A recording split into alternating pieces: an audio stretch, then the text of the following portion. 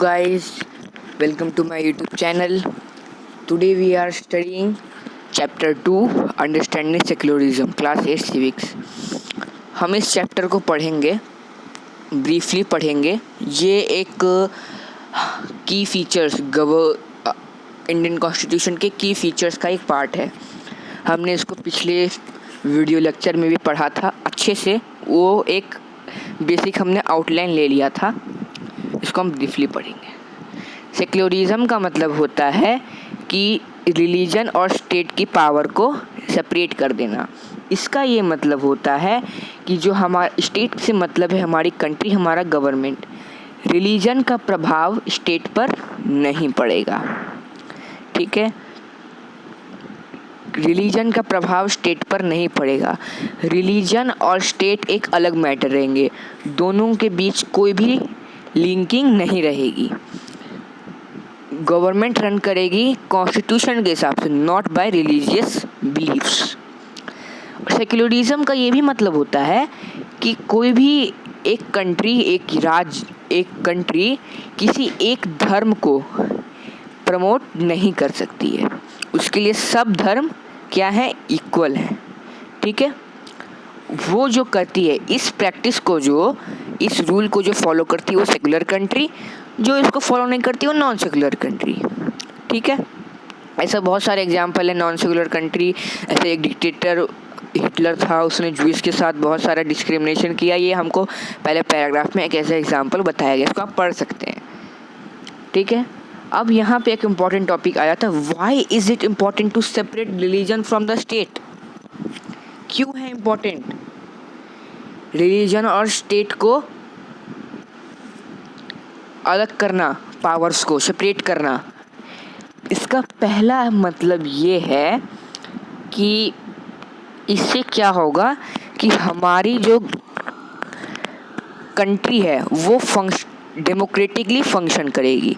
This is important for a country to function democratically. इसका ये मतलब हुआ कि अगर मान लीजिए कि अगर हमारे स्टेट, हमारी कंट्री और रिलीजियस बिलीफ या फिर रिलीजियस कम्युनिटी में इंटर कनेक्टिंग होती, ठीक है, तो ठीक है, अगर मेजॉरिटी ग्रुप, जो यहाँ पे मेजॉरिटी रिलीजन है, वो अगर इंटरलिंक्ड होता हमारे कंट्री से, हमारे गवर्नमेंट से, तो वो तो एक्सप्लॉइटेशन करता माइनॉरिटी ग्रुप का, डिस्क्रिमिनेशन करता माइनॉरिटी ग्रुप का, क्योंकि इंटरलिंकिंग तो हो गई है गवर्नमेंट और मेजॉरिटी रिलीजियस ग्रुप में. ठीक है, तो ये बात है. और उनको क्या फेस करना पड़ता, इनइक्वालिटी फेस करनी पड़ती. तो इससे क्या हो जाता, क्या सब लोग इक्वल रहते भारत में? सारे लोग नहीं, इनइक्वालिटी हो जाती. डेमोक्रेसी का क्या मतलब है, सब लोग इक्वल. इसलिए सेपरेशन ऑफ पावर जरूरी है कंट्री को फंक्शन डेमोक्रेटिक करने के लिए. ठीक है, इफ यहाँ पे दिया within this religious group there will most likely be one group that is majority. ये तो कॉमन सी बात है. इतने सारे हमारे भारत में रिलीजन है, उसमें से कोई ना कोई एक तो होगा मेजॉरिटी में. If this majority religious group had access power state. अब ये देखिए, अगर मेजॉरिटी ग्रुप जो है वो स्टेट की पावर को एक्सेस कर लेता है, यानी कि उसका यूज़ कर लेता है, उसके फाइनेंशियल रिसोर्सेज, पूरा जो राजतंत्र है, पूरा जो गवर्नमेंट उसके हाथ में आ जाती है, तो वो जो माइनॉरिटी ग्रुप है ना, उसका डिस्क्रिमिनेशन करेंगी. ठीक है, इसका डिस्क्रिमिनेशन कर सकती है. ठीक है, इसी को हम कहते हैं कोएरेशन. इस पोजीशन को, इससे भी बचने के लिए हमको सेपरेशन ऑफ पावर करना ज़रूरी है, बहुत ज़रूरी है. ठीक है, अब इसका लास्ट रीजन है सेपरेट रिलीजन को स्टेट से करना, to protect the freedom of individual.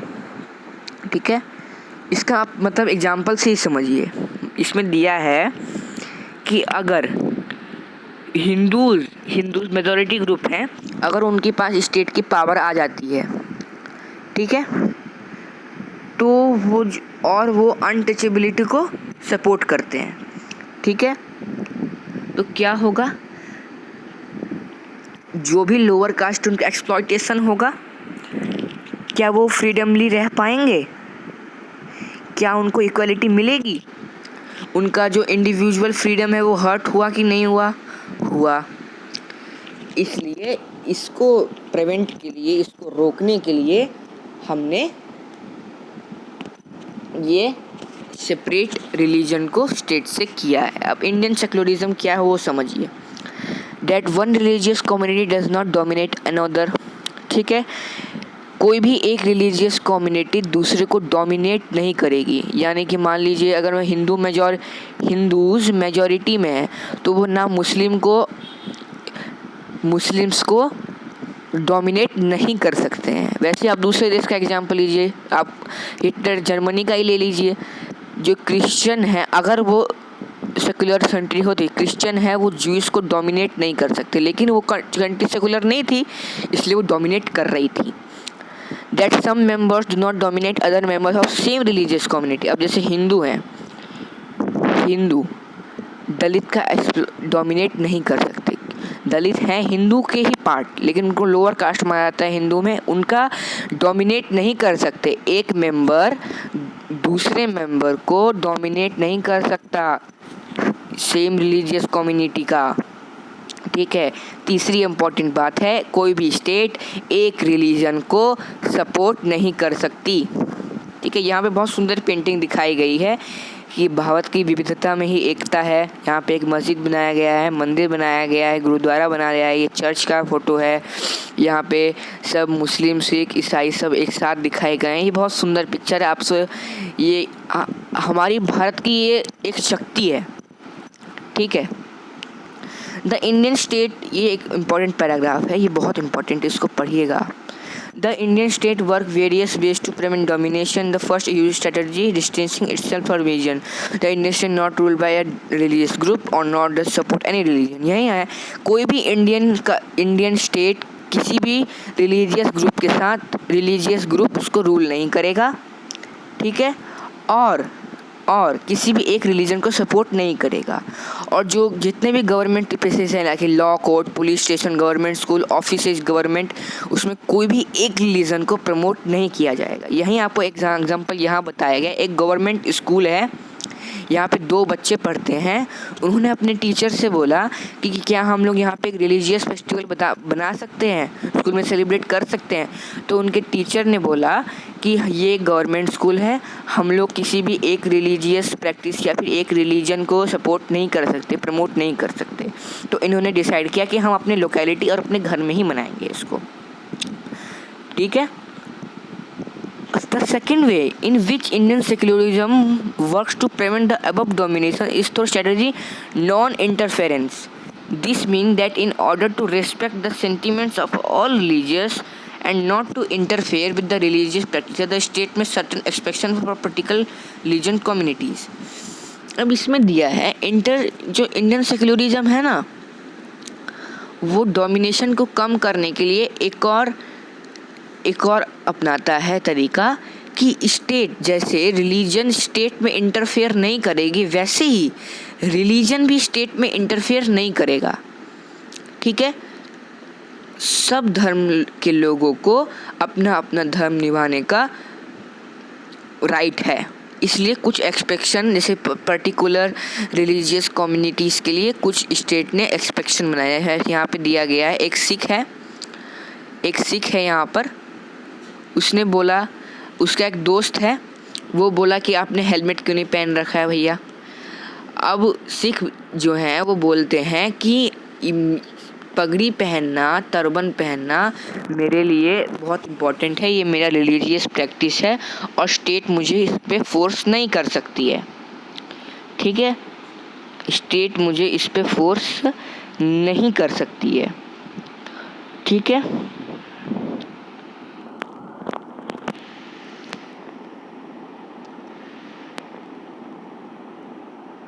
ठीक है ना, यहाँ तक हमने पढ़ा अभी तक, ठीक है।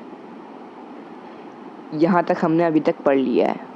अब थर्ड वे देखिए, third way Indian secularism works to prevent domination listed earlier in the through intervention.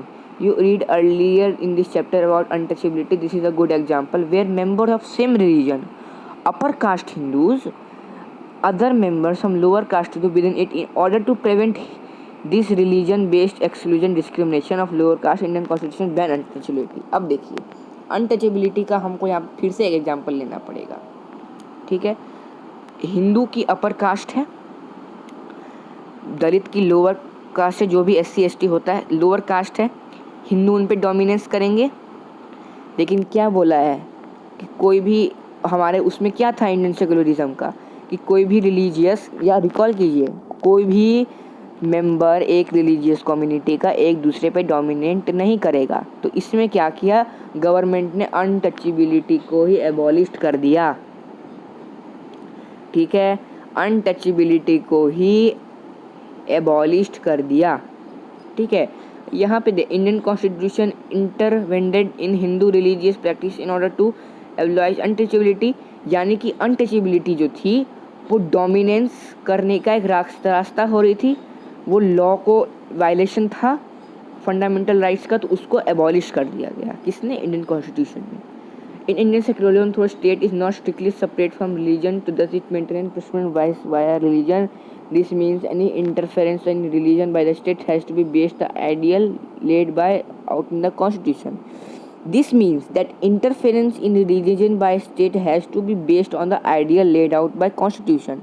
ये state तभी interference करेगा constitution के हिसाब से, ठीक है। लेड मतलब क्या हुआ, इंटरफेरेंस कितना करना है, कैसे करना है, वो अपने हिसाब से नहीं करेगा स्टेट, किसके हिसाब से करेगा, कॉन्स्टिट्यूशन में। कॉन्स्टिट्यूशन में लिखा है कि पंजाबी को अगर पगड़ी पहनी तो हेलमेट नहीं पहन सकते, ये लिख रखा है, बस स्टेट ने उसको फॉलो किया है। अपने मन से वो कोई रूल बना के उसको इंटरफेरेंस नहीं कर सकता है, ठीक है।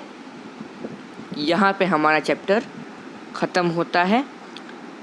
हमने सेक्युलरिज्म के बारे में पढ़ा, कोई भी स्टेट एक रिलीजन को प्रमोट नहीं कर सकती है, ठीक है। सेक्युलरिज्म का मतलब होता है separate religion from the state. इसका हमने मतलब समझा क्या होता है, कोई भी प्रभाव नहीं पड़ेगा स्टेट का रिलीजन पे, ठीक है। क्यों होता है, डेमोक्रेटिक फंक्शन के लिए, कोरिशन से बचने के लिए, और फ्रीडम ऑफ इंडिविजुअल को प्रोटेक्ट करने के लिए, इन 3 चीज़ों के लिए, ठीक है। उसके बाद हमने इंडियन सेक्युलरिज्म के बारे में पढ़ा और डोमिनेंस को कैसे कैसे रोका जा सकता है उसके बारे में भी पढ़ा कि गवर्नमेंट स्कूल में कुछ भी, कोई भी गवर्नमेंट प्लेस पे कोई भी एक रिलीजन को प्रमोट नहीं किया जाएगा। दूसरा है कुछ एक्सपेक्शन के साथ किसी एक पर्टिकुलर रिलीजियस कम्युनिटी को स्टेट ने इंटरफेयर भी किया, यानी कि ये स्टेट उनको कुछ नहीं कह सकती है पगड़ी पहनने पे, तरबन जो पहनने पे, ठीक है। ऐसे ही और फिर यहाँ पे भी एबॉलिश कर दिया गया, जो डोमिनेंस का एक रास्ता बन रहा था अनटचेबिलिटी, उसको एबॉलिश कर दिया गया। ये था हमारा चैप्टर अंडरस्टैंडिंग सेक्युलरिज्म। ये एक बहुत इम्पॉर्टेंट चैप्टर है PT 1 के लिए, जो आपका 8th क्लास का होता है, तो इसको बहुत अच्छे से पढ़िएगा। और चैप्टर रीडिंग बहुत मेन होती है, इसलिए चैप्टर को भी रीड करिएगा। तब तक के लिए keep watching and please subscribe my channel.